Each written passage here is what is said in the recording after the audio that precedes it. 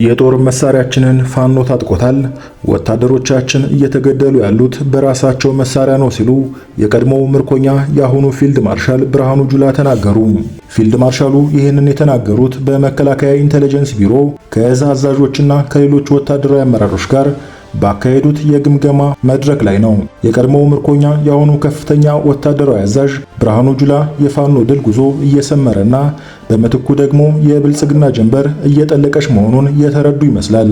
ከአማራ ሕዝብ ጋር እያደረጉት ባለው ጦርነት ሀገሪቱ አለኝ ከምትለው ጦር ጀምሮ እስከ መንደር ሚኒሻ ድረስ ዘመናዊ መሳሪያ በማስታጠቅ ያሰለፈው የነ ብርሃኑ ጁላ ቡድን በመቶ ሺዎች የሚቆጠሩ ወታደሮችን አስጨርሶ ደመና የዘገነ ይመስል አሁን ላይ ባዶ እጁን ቀርቷል።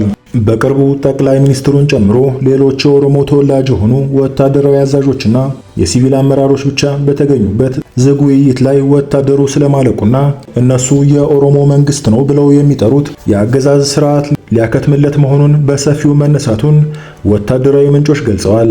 በውይይቱ ላይ ነገሮች በንፋስ ፍጥነት እየተቀየሩ መሆናቸውንና የብልጽግና ጀንበር እየጠለቀች መሆኑ ተነስቶ ይህን የኦሮሞ መንግስት በአጭር ጊዜ መታደግ እንዳለባቸውና ሁሉም የሥራ ዘርፍ ክፍፍል ወስደው መለያየታቸው ተሰምቷል።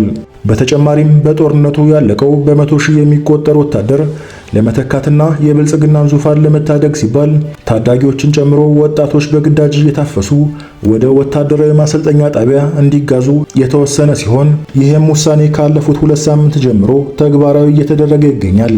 በእርግጥ ፋኖ እንደ አንድ አማራ የሆነ መዋቅር እስካሁን ባይዘረጋም አሁን ባለበት ሁኔታ ሆኖ አገዛዙን በዚህ ልክ ካፍረከረከ አንድነቱን ባበሰረ ማግስት የ4 ኪሎ ኦነግ ወደ መቃብር ተምዘግዝጎ እንደሚወርድ እውን ነው።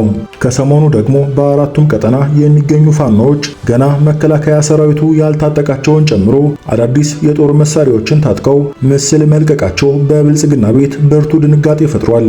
ሰሞኑን ፋኖ ታጥቆ ከለቀቃቸው መሳሪያዎች መካከል አንዳንዶቹ ከነጭራሹ የሀገሪቱ ጦር አይቷቸው የማያውቁ፣ አንዳንዶቹ ደግሞ ለቤተ መንግስት ጠባቂ ኮማንዶዎች ብቻ የሚሰጡ ሲሆኑ እነዚህ መሳሪያዎች እንዴት በፋኖ እጅ ሊገቡ ቻሉ የሚለው ፊልድ ማርሻሉን ጨምሮ ሙሉ የብልጽግና አመራሮችን ከፍተኛ ድንጋጤ ውስጥ መጨመራቸው እየተነገረ ይገኛል።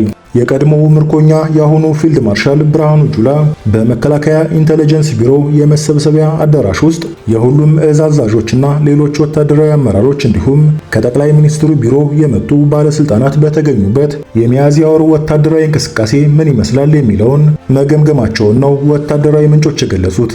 በዚህ የግምገማ መድረክ ላይ ፋኖ ከሰሞኑ ታጥቋቸው ስለታዩ የጦር መሳሪያዎች ጉዳይ ተነስቶ ጣት እስከ መጠቋቆም የደረሰ ከባድ ግምገማ ተካሂዶበታል ተብሏል። በግምገማ መድረኩ ላይ የጦር መሳሪያችንን ሁሉ ፋኖ ታጥቆታል፣ ወታደሮቻችን እየተገደሉ ያሉት በራሳቸው መሳሪያ ነው፣ ይህ እንዴት ሊሆን ቻለ በሚለው የቀድሞው ምርኮኛ የአሁኑ ፊልድ ማርሻል ብርሃኑ ጁላ ቁጣ አዘል ጥያቄ አንስተው ነበር ተብሏል። ፊልድ ማርሻሉ አክለውም ፋኖ እኛ ያልታጠቅናቸውን መሳሪያዎች የታጠቀው የኛ ባላንጣ የሆኑ ጎረቤት ሀገራት አስታጥቀውት ነው ቢባልም ነገር ግን ከቤተ መንግስት ወጣው የማያውቁት መሳሪያዎቻችን እንዴት በፋኖ እጅ ሊገቡ ይችላሉ ሲሉ በንዴት ጦፈው መጠየቃቸው ተሰምቷል። የቀድሞው ምርኮኛ የአሁኑ ኢታማጆር ሹም ብርሃኑ ጁላ ለቤተ መንግስት መጠበቂያ ተብለው ተመድበው የነበሩ መሳሪያዎቻችን አሳልፎ የሚሰጥ ከኛ ውስጥ ያለ ባንዳ ነው ሲሉ ጣታቸውን ወደ እዝ አመራሮቹ እየጠቆሙ ተናግረዋል ሲሉ ወታደራዊ ምንጮቻችን ገልጸዋል።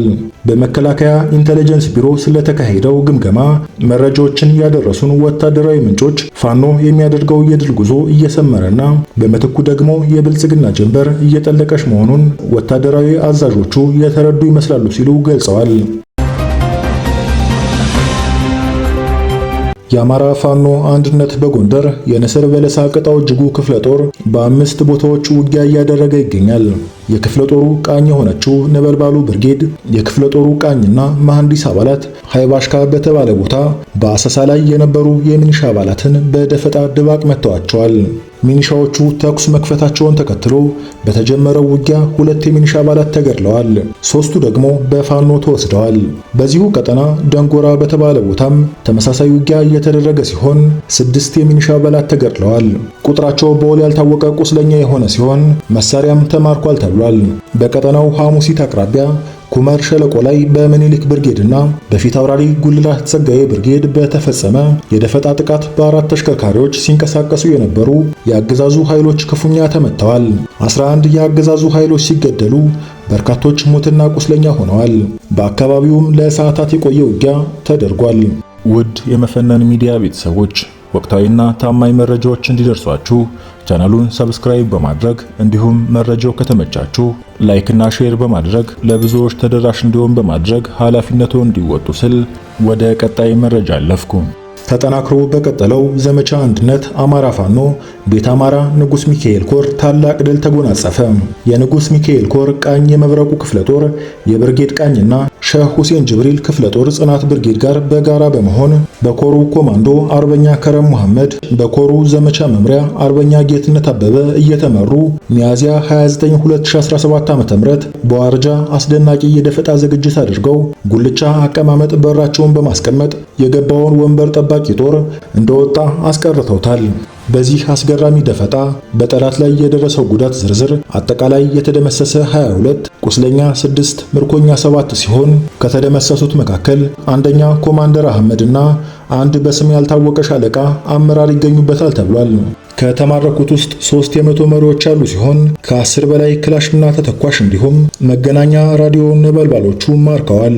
መዳረሻው ድልና ነጻነት የሆነው የአማራ ሕዝብ የህልውና ተጋድሎ በዘመቻ አንድነት ተጠናክሮ ይቀጥላል ሲል የኮሩ ቃል አቀባይ አርበኛ 50 አለቃ ሁሴን ዑመር ገልጸዋል። ለሰዓቱ የነበሩን መረጃዎች እነዚህ ነበሩ። አብራችሁን እስከ ፍጻሜው ስለቆያችሁ እያመሰገንን በሌላ የመረጃ ሰዓታችን እስከምንገናኝ ድረስ ሰላም ሁኑ።